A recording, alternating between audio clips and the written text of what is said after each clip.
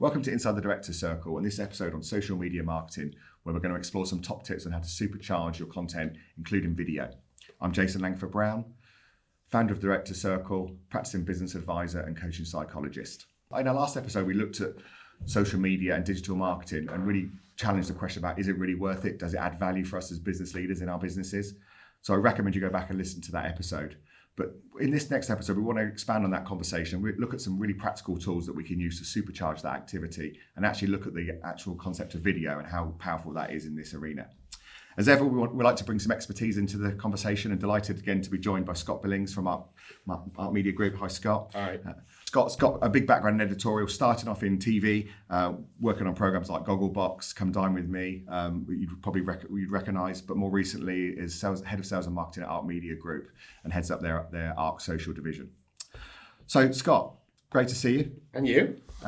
Great conversation in our last podcast, so thank you for that. Very much. But yeah, what we didn't talk about in the last one, I think, was probably the type of content that we should be using if we're going to really leverage those digital and social channels.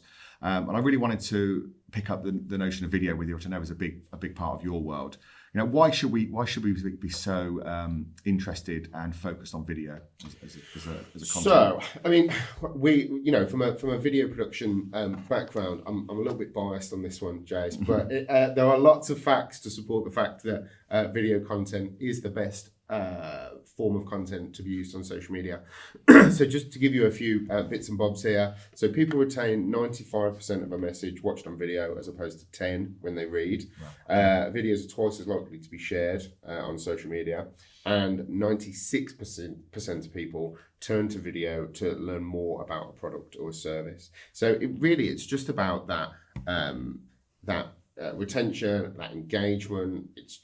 It's much easier. You know, I've always been a big fan of show people how great your business is rather than tell them. And obviously video is perfect for that. Yeah. And I'll lay a story on top of that for you so that you don't appear too biased. But speaking with a very high profile leader in a very big agency a couple of years ago, and she had I think her son was 8 at the time, and he'd come home from school and he couldn't work out his homework. So after, I think, cutting a very long story short, but in the end she said to him, look, why don't you just Google it? And he said, why would I Google it? She said, well, you can get anything on Google. And he said, nobody Googles anything anymore, Mum.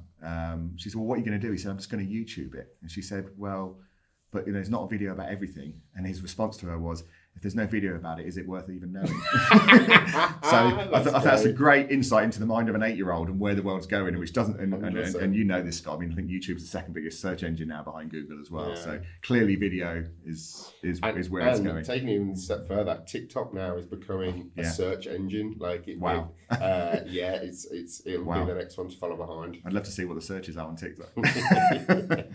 So we've just kind of laid in that video is important, but I don't want to just make it all about video. In the last episode, we talked about social media marketing and was it worth it, and lots of reasons why it is. If nothing else, just to back up your credibility when you're referred, as well as obviously the opportunity to drive lead generation if that's where you want to go. But I know you have a 5-step process for really executing video and social activity. We can't go through it in all huge detail, but I think it'd be great, Scott, just to touch on those 5 steps. Yep. And we'll try and pull out in the next 15 minutes or so some kind of nuggets, top tips that people can go away and go, yeah, I can go away and do something with that. Absolutely. Shall I hand over to you? No, happy to. I think some of this is going to be a little bit similar to what we talked about before, because the first step that I go into is about knowing your audience and your objectives.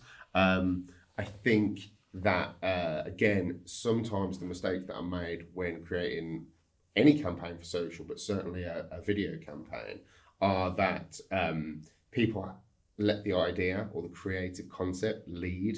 And I think actually it should always be the objective that leads the campaign. So if you have, and we've seen it so many times, even recently this year, where people get excited by an idea, and then at the very end of the process they go, actually that doesn't hit the audience. It doesn't do what we need it to do. So really, really important to understand where the audience are in terms of where is this content going to go, and then off the back of that, okay, what are we trying to do and how are we going to do it? So again, building in, for instance, this is going to go on our website, but it's also going to be on Instagram, it's going to be on YouTube, it's going to be on, whatever it might be. Look, Scott, I think, it sounds obvious, doesn't it, to you and I, but I think you're right. I think and we touched on this in a slightly different context in the first podcast, but it's people dive into doing stuff. But, you're right. People tend to build content around how we're going to talk about us, how we're going to talk about our products and services, not about how these people that we want to speak to are going to best receive the message we want to give them for them.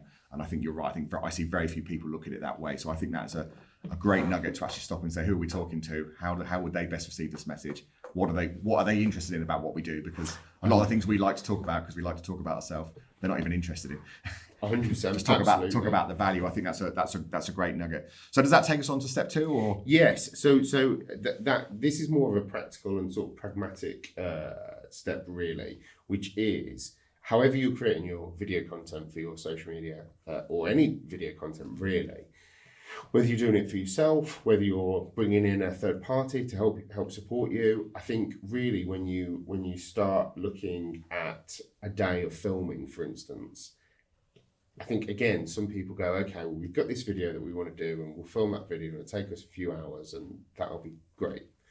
I think actually something to do is if you have set that time aside and you're there anyway, and you've maybe brought an actor in, or you've brought a presenter in, or you've managed to get your all of your team in the same room for an afternoon, which again for some organisations is really, really difficult, then actually think about utilising that opportunity to its fullest. I think one thing that we do is if we manage to do that, we will film 2 or 3 videos, or 2 or 3 different ideas or concepts that are going to hit specific objectives, because yes, a video can be cut down and it can be posted on LinkedIn, and then it can also go onto Instagram or whatever it might be. But equally, again, in the way that we talked about in the last episode, sitting down and coming up with numerous ideas for your social media posts, why not come up with a few ideas for what you're going to film, try and get it done in an afternoon, and have content for the next 6 weeks or 8 weeks or whatever it might be. Because it is so time consuming, and there is such a lot of resource that goes into pulling all of those people together. If you end up with one video at the end of it, have you got the right ROI from everything that you put in? You're right. It's a much more cost-effective way to do it, isn't it? It's much more efficient. And so, I think you're right. And again, makes you think ahead on what different things we want. You got me thinking. I'm thinking if I'm a business leader and I've got my team in a room to do a video about something, opportunity for me to do a professionally filmed address to my people, a business update, you're there, aren't you? Absolutely. So already I'm thinking of different things you could be doing. But I think, you said about cutting down as well. I think thinking about how you might want to cut it down in advance might actually determine how you film and what you film as well. Yeah, it all comes down to the structure then of what you're going to do. But if you know, okay, I'm filming one video, but I need to get, I'm filming a hero video, let's say, that's going to be 3 or 4 minutes. But within that, I need to get another 3 short form videos of 30 seconds or whatever. Yeah. It will absolutely determine what you film and how you film it. So that pre-planning is really, really critical, isn't it? Yeah. And as you were talking, it reminded me, I was giving a lesson on juicing during COVID, and I didn't know what the hell they were talking about. So to create one great piece of content, but then think how you can juice it down into lots of small parts so you can keep reusing it or repurposing it, which is kind of what that would do. So if you haven't thought about juicing, then that's definitely something you should do. Yeah. Great. Okay. So that's step 2. So step 3 is sort of touches on something you were talking about earlier, and again, I think this is a really easy pitfall for people to fall into, which is they get so excited about having this opportunity to create a video, and I think a lot of people are genuinely passionate about what they do, and they want to explain how great their product is, or their services, or their business is, whatever it might be. And I think sometimes that is very easily translated into a list. A list of either these are all the services that we provide, these are all of our products, or this is, even when they get into sort of the history of their business, we did this in 2009, we did this in 2010, we did this, and they sort of lose that empathetic approach from the viewer, the point of view from the viewer, and actually what does the viewer care about, and what is going to help them engage with this content. So, the third point essentially is create a narrative. Yeah. So, I always say that that, you know, when you meet up with your friends or you're talking to your family or whatever it is, you don't talk that way. You don't talk in lists. You don't give stats and facts, and you know, you tell stories. You have anecdotes. You have ways in which you engage people, and I don't think that should change just because you're creating branded content. So I think you know, case studies are always something that everybody comes back to, but they are fantastic. You know, if you can show a potential client someone that was in your position, and this is what they got out of it, and this was the benefit of it, and this is where they are now. You know, it's almost like, you know, being at school in the playground and you're telling everybody you're the coolest person there. Doesn't work, because actually if somebody else is singing your praises, it's very, very powerful. So we always try to focus on what can you do for them, what have you done for other people, where are your successes, how can you show those successes through a story rather than a list. Yeah, and I think a couple of things resonate. I mean, someone else saying how amazing you are just plays straight into Cialdini's influence science, which, you know, I know a lot about, and you're right, if you can make that into a story, it's highly engaging. But when you were talking there about, you know, the way we talk to each other, it's the way you talk to your friends, and I always think that the way to really drive it home is if you went on a date. So if you went on a date and started talking in lists, or, you know, you went on a date and basically were talking about yourself, you know, half an hour in, you know, you ain't getting a second date, are you? It's like, this guy's still speaking, wish he would shut up, you know. Whereas if you go into a date and you ask great questions and you talk about them and you show interest in them and their life and what they want to do, you know, half an hour later it's, God, all we've done is talk about me, let's talk about you. So they invite you in, don't they? So 100%. So, and I agree with you, and I think I mean, there's lots of ways you can look at it, but I think, you know, if you're stuck into thinking of people listening, top tip on that from me, and maybe you want to lace your own advice on this, is start by talking about why for them, like the outcome that they're going to receive, and then you might want to talk about how you can make that happen, and that a story around that is awesome.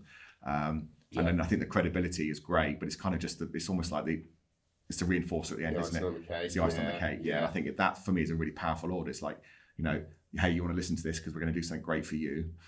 Yeah, this is how we're going to. This is how we've made it work for other people, and here's some credit. Yeah, I mean, I don't know if that resonates for you. Yeah, absolutely, and understanding what the needs of your client or customer are in a real way that isn't superficial, and sort of taking the time to understand. Oh, okay, well, you know, we're looking for people who are facing this challenge or are growing in this way or whatever it might be. And this is, you know, we have helped them because we've helped people in their position several times before. So, I think it's really important, I think, that one. Yeah, we talk about it as POCs, problems, opportunities and challenges, but not yours, your audience's. So what are the problems, opportunities or challenges your audience are facing? And if you can identify that and then talk to it, then very quickly people are engaged. It's like, God, how did you know I was thinking about that? Yeah, absolutely. yeah, absolutely. Great. Okay, so that's step 3. It's where we are. Lovely.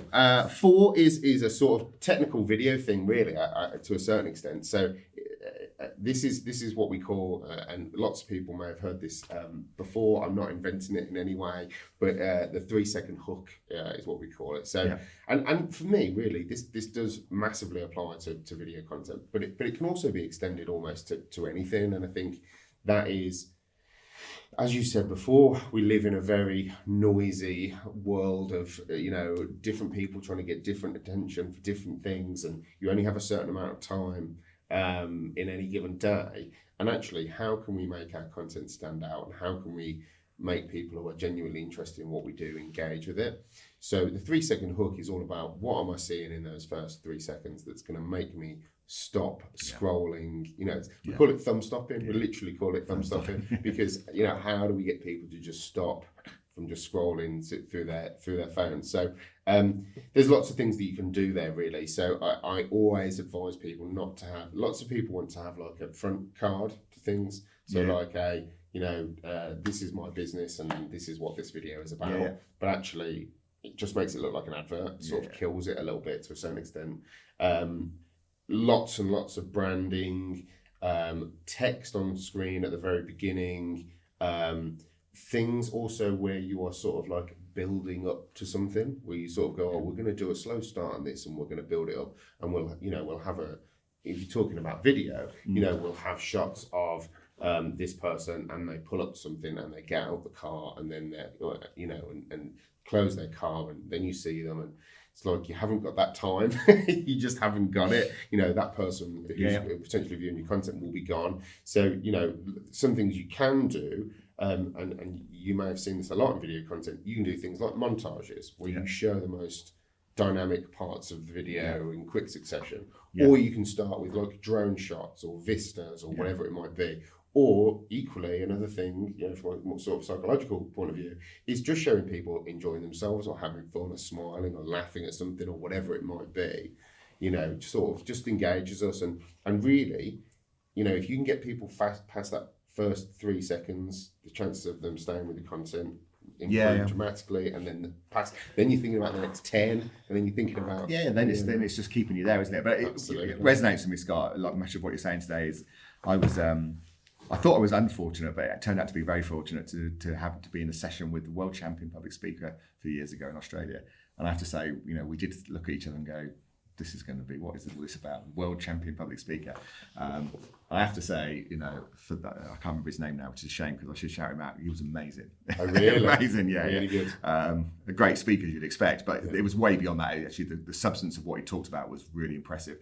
But one of the things he talked about was, we had two things he talked about. Was he only ever talks about one thing, so everything he talks about is orientated around one thing, so that keeps it memorable. To your point, you know, there's no, what you're talking about, it's like, I'm just talking about this, and everything else is in the context of that.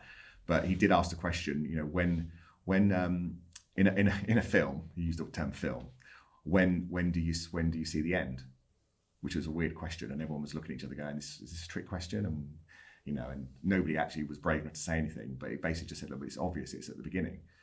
And then if you think about all the great TV programs, you know, like you said, you know, when you watch CSI, when do you watch the murder? It's like at the very beginning, you know. Yeah, you don't wait for it. So like, this person's been murdered. Like, oh, amazing! Now I want to find out how. So then you watch the rest of the program, and you I see it in movies now. Lots of movies are much more oriented that way around. You know, the end is at the beginning, and then we go backwards. And I see it now. You know, you talk about video, but also I think in social about locking into that. The outcome, when you talk about people laughing and smiling, I'm sitting there going, if that's the outcome for the customer, that's what you should be showing at the beginning. Absolutely. It's like, would you like to be in this happy, smiley place? Yeah. Now let's talk about how we're going to get there. And I think even when you're writing social posts, you can do it the same way, can't you? Absolutely. I want to tell you how you can achieve this. Great, I'll read the rest of the post now. Yeah. Because you know, and we've had like clickbait, and we've had lots and lots of, and we've still got lots of people who are creating lots of content, and you know, you watch it and you don't get that sort of value, and so people become wary, and they go, well, actually, have I, you know, and another good thing to think about is actually the length of the content. So you know, people might give you 60 seconds and they're not entirely sure what they're going to get, but they're sort of going, okay, well, I can spare 60 seconds, and if it's not very good, it's not the end of the world. Because actually, if you start getting to 3.5 minutes, people might go, oh, this has got to be really good to like keep me engaged for that. It's almost like gambling, I'm gambling my time for value. Yeah. Absolutely. And equally, someone clicking on and seeing something and it being dull or uninteresting is almost as damaging to your brand as somebody seeing some great content. It really is. So it's sort of, So just as a quick, before we finish off on the 5, clickbait. For the people listening, because even I'm saying I'm not really sure what that is, but I'm sure lots of you listening go, what the hell is clickbait? So clickbait, its sort of most basic form is you see it on the Daily Mail, you know, this huge surprising thing happened, and it'll literally say it in the caption, and then you get there and it's watered down, or it's not that, or whatever it might be. Over-promising what they're going to. Oh, I see that. I see that in So you Twitter, promise, for example. Promise you're going to deliver the world, and then people get there and there's nothing there. But they've got the view. They've got that view, and so the advertisers metrics and all of that sort of stuff. Yeah, you know, you see it. There's a lot of it in celebrity culture where they'll say like, why such and such hates X and Y, and then you get there and it's a nothing story. It's a nothing story. Yeah. No, I know exactly what you mean, but wasn't really joined out with the term. Yeah. Cool. So where are we now? We at 5. So final point. Point number 5, which is just really to think about the long term, and it sort of touches on everything we've been talking about. But this is really where, from my point of view, again we come back to that like ROI of social and video content, because if you, for instance, spend a lot of time, money, energy on creating a video, a specific video or a video campaign, and then you post it once, and then on LinkedIn, let's say, and then that disappears because that's the way that platform works. It doesn't regurgitate the content for you. And then you have a copy that sits on your hard drive, and that's it. Then I would argue that is not video content that's performing its highest potential ROI. So I say to an awful lot of people that I talk to, video content is an asset, and it can be reused. It can be reused for no particular reason because of the way the algorithms work, and I can come back to that in a second. But it can be reused when something happens in the news and it suddenly becomes relevant again, or maybe there's a specific awareness day or week or whatever it might be. These are the ways that a lot of marketers sort of reuse content. And then people say in response to that, they will say, yeah, but people might be fed up of it because they've already seen it. And my response to that is, in terms of the algorithm on almost every social media platform, you don't post and then it's just shown to your entire audience. No. It's not how it works. No. So often content will be shown to a small part of your network, and then based on how that is engaged with in the first hour or half an hour or whatever it might be, depending on the platform, that will determine how many people that is then shown to. And obviously, depending on who likes it and who shares it and where it goes in their network. So it's absolutely not an exact science. So, but I think people are still thinking about it as if it's, a series on Netflix or Coronation Street, and that people are actually going to have sat and watched their content, in succession. So actually, the reality of it is they're dipping into content, and if they saw your content and they liked it, they'll watch it again. Yeah. If they don't, they'll move on. Yeah. And you're equally targeting the people that didn't see it the first time around because such and such liked it this time instead of someone else. And it's really interesting how people are reluctant to reshare good content. That's a great point. I think it's a mindset piece, as you said. I think because we have watched our own video endlessly. Yes. So we think everyone else has done the same. I guess they haven't, and you're right. I mean, 10 people saw it the first time, and there's 10 million still that could see it. So 100%. Yeah, you might have to post it lots of times to get anywhere close to sort of the levels that you've watched it yourself, and let alone repurpose it in different ways, as you say. And it comes back to that reluctance of people in terms of who's going to be interested in this, or especially one that you find quite a lot is if that person who's responsible for the business or whatever it is in the content, they go, no, we don't want to put that out again or whatever. It's, because you have that sort of what's the word? Humility that you feel like you're pushing out too much, but you've got to sort of push back against that. I know, and you pulled me up on that, Scott, because I struggle with just promoting myself, but it is a barrier to get over, as you said, because if you want people to engage, and for me, but it's not the same for everybody, if it is part of your plan to generate leads, you've got to do it.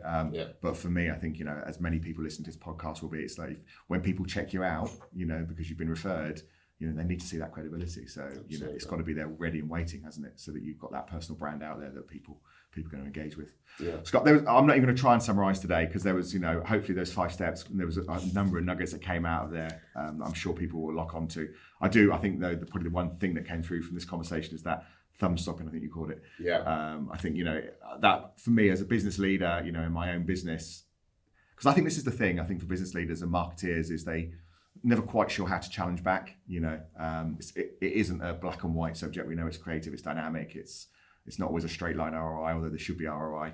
But I think asking questions like, is that going to stop someone's thumb? Is that built for the people that want to receive it? I think that those are kind of questions that business leaders can really click into. And it does. I mean, just again, a final story from me personally. I was pulled in with a client with a very big agency where we spent best part of 6 hours listening to them pitch their business. And all they did was talk about themselves. And I think if I did one thing in that day was I then turned the conversation around into, but what about for my client? What, it's like, and the whole thing unraveled so quickly. Yeah. And I could see the CEO there was just going, this is just blowing my mind. I don't quite know what to do with this. It sounds like we have to do it. We have no choice. With I'm talking like multiple 6-figure budgets as well. Yeah. All around social as well. to the end of it and going, not saying you shouldn't do it, but just going, do you know what? Actually, you've got some more questions to answer for us here. Yeah. Like, why are we doing this? How are we going to resonate? How are we going to get the right message across? And I think what's been really good about these 2 podcasts for me is actually we've talked not very much about just doing it. It's about how you get to doing it. I think people just stress so much about doing it, but not enough about why we're doing it, how do we do it, what's going to work, who are we doing it for. I think that's great. So Scott, thank you for your time over these last couple of podcasts. We'll wrap it up there, and if there's any, obviously reach out to us at Director Circle if you want to discuss any of these subjects any further. Scott's always available at Ark Media Group as well. Next episode, we're going to slight deviation into a new subject. We're going to talk about motivation. But in the meantime, thank you for listening to Inside the Director Circle.